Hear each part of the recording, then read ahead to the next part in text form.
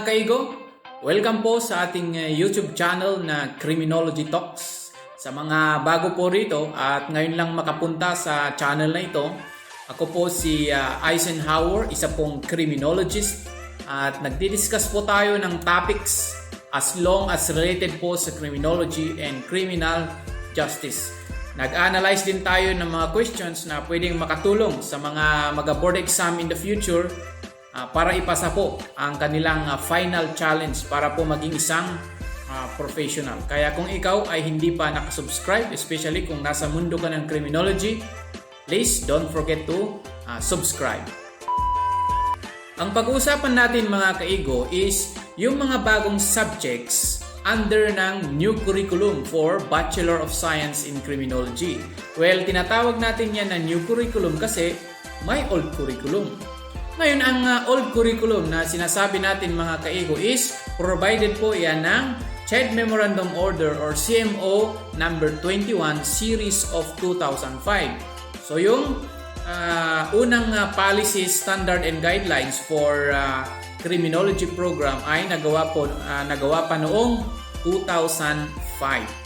At nito lamang 2018 mga kaigo, gumawa ang Commission on Higher Education or CHED ng bagong policies, standard and guidelines for Bachelor of Science in Criminology program at ito yung CHED Memorandum Order or CMO number 5 series of 2018. Pagdating po sa mga subject mga kaigo, may mga inalis po na subjects na galing sa CMO 21 na hindi na nilagay doon sa CMO number 5. Ngayon, may mga bagong subject naman na inintroduce doon sa new curriculum, doon sa CMO 5. At saka, meron din namang mga subjects na binago lang yung pangalan. Binago lang yung pangalan. Siyempre nagbago na yung content, nagbago na yung scope. So yan ang pag-uusapan natin, yung mga pagbabago ng mga criminology subjects na hatid na ang CMO number 5. I am talking here about professional subject or yung mga medium subjects. Hindi ko po i-include kung ano yung mga changes pagdating sa minor subjects. Okay? So bago yan mga kaigo, alamin muna natin yung mga subjects na hindi na-include doon sa new curriculum. So ang pag-enumerate po natin, ang pag-explain natin ay per area po yan. Okay? So bawat area, remember there are 6 areas ng criminology and bawat area alamin muna natin kung ano yung mga hindi in-include na subjects. Ngayon, unahin natin mga kaigo yung criminal law and jurisprudence, yung isang area. Okay? So, ito po yung mga subjects under old curriculum sa area ng criminal law and jurisprudence. So, mga kaigo, ito pong mga subject, wala namang binago ang mga yan. Okay? Walang inalis.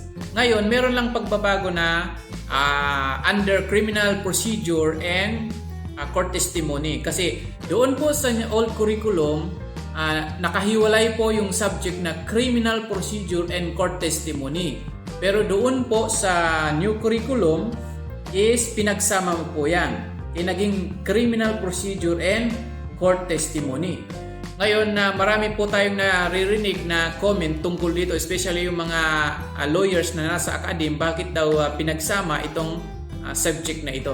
Well, dumaan naman siguro yan sa matinding pagsusuri bago pinagsama ang subject na yan. So, under the new curriculum, ang subject na po yan is criminal procedure and court testimony. Ngayon, punta naman tayo sa second area which is law enforcement administration. So, ito po yung mga subjects ng LEA under old curriculum. Dalawa lang po na subject ang inalis dyan, dalawang subject. Ito po yung police patrol operation, yung mga nakapula po yung inalis. Police patrol operation with police communication system and police personnel and records management. Sa iba po, binago po ang pangalan. From old curriculum, dun sa new curriculum, binago po ang pangalan. Tulad po ng police organization and administration with police planning, sa new curriculum, ginawa po yan na Law Enforcement Organization and Administration. Sa Industrial Security Management naman, under ng new curriculum, ginawa yan na Introduction to Industrial Security Concept.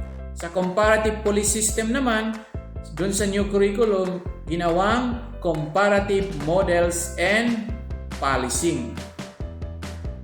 Doon po sa CMO 21, 6 po na subjects ang Law Enforcement Administration. Pero pagdating sa CMO number 5, the new curriculum, ginawa lang po niya na 4. So punta naman tayo sa third area, which is criminalistic.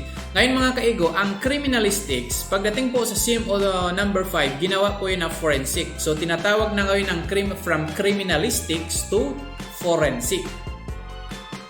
So ito yung mga subjects ng criminalistics under old curriculum. Dito mga kaigo sa criminalistic, wala pong inalis na subject. Binago lang po ang mga pangalan. Okay? Ngayon doon po sa itong legal medicine, transfer po yan sa ibang area. Okay? Yung legal medicine, nilagay po yan sa CDI, okay? Or Criminal Detection and Investigation. So ito mga kaigo, yung mga pagbabago sa criminalistic or forensics under the CMO 5. Sa personal identification, personal identification, dactyloscopy, binago po yan. Naging personal identification techniques. Sa police photography, ginawa po yan na forensic photography. Sa polygraphy naman or lie detection, ginawa po yan na lie detection techniques. At itong legal medicine, hindi na po yan under ng criminalistic, nilagay na po yan sa criminal detection and investigation. Okay? So pagdating dito sa area na criminalistic or forensic, wala pong pagbabago sa number of subjects. 6 pa rin po yan sa new curriculum and old curriculum. Sa ika-4 na area mga kaigo, which is the CDI, Criminal Detection and Investigation, isang subject lang po ang inalis, and that is the Organized Crime Investigation. Yung nakapula po yan. So isa lang ang inalis. So ito naman yung mga pagbabago pagdating sa area na ito. Isa-isahin natin. Pagdating po sa Fundamental of Investigation, ginawa po yan na Fundamental of Investigation and Intelligence. Ito yung sinasabi ko kanina, yung police intelligence na galing po sa LEA is transfer na po yan sa CDI. Pinagsama na po ang subject na Fundamental of Criminal Investigation and Intelligence. Kaya naging Fundamental of Investigation and Intelligence. Iisang subject na po yan. Pagdating naman po sa Special Crime Investigation, hinati po yan sa dalawa. Okay? So ang Special Crime Investigation, ginawa pong Specialized Crime Investigation with Legal Medicine. Tandaan, yung legal medicine galing doon sa isang area, pinunta na dito sa CDI. Pinagsama na doon sa Special Crime Investigation. At yung isa is Specialized Crime Investigation with Simulation on Interview and Interrogation. Pagdating naman sa Drug Education and Vice Control, ginawang Vice and Drug Education and Control. And lastly na may pagbabago dito sa area na ito is Fire Technology and Arson Investigation, ginawang Fire Protection and Arson Investigation.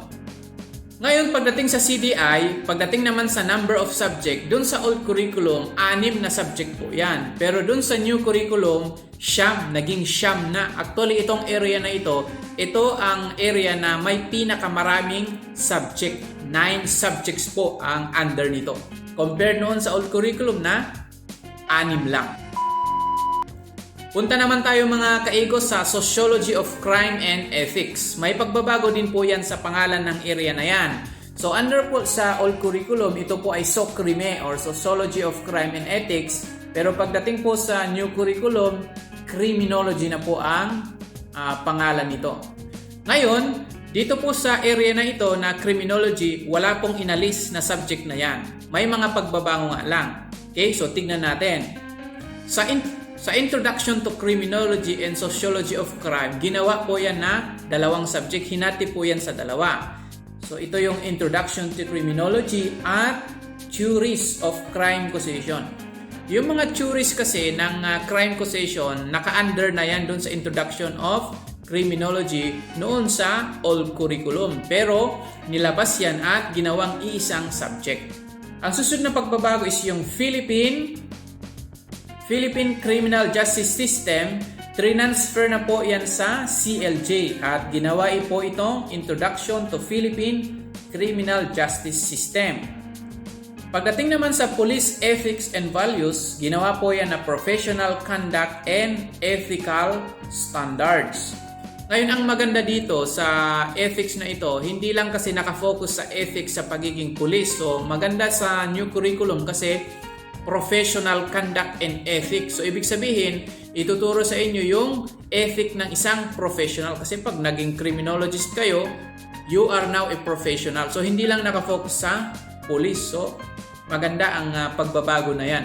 Sa Juvenile Delinquency and Crime Prevention, ginawa po itong Juvenile Delinquency and Juvenile Justice System. At yung huling pagbabago dito sa subject na area na ito is yung research ng criminology. So dati isang SEM lang, ngayong 2 SEM. So hinati po yan sa dalawa, Research 1 and Research 2. First semester, Research 1. Second semester, Research 2. So ang Research 1 is research methods with applied statistics. Sa criminological research 2 naman, thesis writing and presentation. Ngayon, pagdating naman sa number of subjects, yung criminology under CMO 21, 6 po na subject yan, 6. Pero pagdating sa CMO 5, naging 8 na. So dumami po ang subjects. At ang pinakahuling area ay Correctional Administration or CA. Wala pong inalis sa subject na yan. Dinagdagan lang po yan. So, 2 po ang subject under Correctional Administration and pagdating po sa new curriculum is naging 3 na. Ngayon mga kaigo, nalaman nyo na yung mga subjects na hindi na in-include doon sa new curriculum ng BS Criminology. Ang susunod naman is ano yung mga bagong subjects na na-introduce under CMO number 5 series of 2018. So per area pa rin ang pag-enumerate natin. So under Criminal Law and Jurisprudence, ang bagong subject dyan is yung Introduction to Philippine Criminal Justice System and Human Rights Education. Kaya lang, hindi ito totally bago na subject. Kinuha lang po doon sa isang area. Okay? Galing po ito sa Sociology of Crime and Ethics or Criminology. Pinunta lang po ito sa Criminal Law and Jurisprudence. So yan po ang bago dito sa area na ito. Pero hindi as in na bago. Dati ng subject na andun pero galing lang sa ibang area. Sa Law Enforcement Administration, ang bago po is Law Enforcement Operation and Planning with Crime Mapping. Sa Forensic area naman, ang bago lang dyan is Forensic Chemistry and Toxicology. Pero ang subject na ito is kasali sa subject ng BS Criminology. Kaya lang hindi ito nakalagay sa area na ito. Others outside the 6 areas of criminology. So sa Criminal Detection and Investigation, ito yung pinakabago rito. Ito yung Introduction to Cybercrime and Environmental Laws and Protection. Sa Criminology naman, ang bago dito is Dispute Resolution and Crisis or Incident Management. At ang pinakahuli na area, meron po siyang bagong subject na Therapeutic Modalities. So yan po yung mga new subjects under CMO number 5. Ngayon, ang pinakatanong natin mga kaigo is, bakit nga ba nagkaroon ng mga bagong subject at inalis yung mga old subjects? Well, ang general sagot lang natin dyan is para po makasabay sa international standards or global standards at kung ano din ang pangangailangan ng kasalukuyang panahon. Kasi for example, tignan nyo yung bagong subject under CDI, yung Introduction to Cybercrime. Due to the proliferation of technology, may bago ng klaseng crime at kailangan na natin yan pag-aralan. Kaya yung subject na yun, which is Introduction to Cybercrime, in-include na po sa curriculum ng BS Criminology. So again, ang pinakasagot kung bakit in-enhance yung curriculum for Bachelor of Science in Criminology is para makasabay tayo sa ibang bansa. I hope you learned something and mabalos!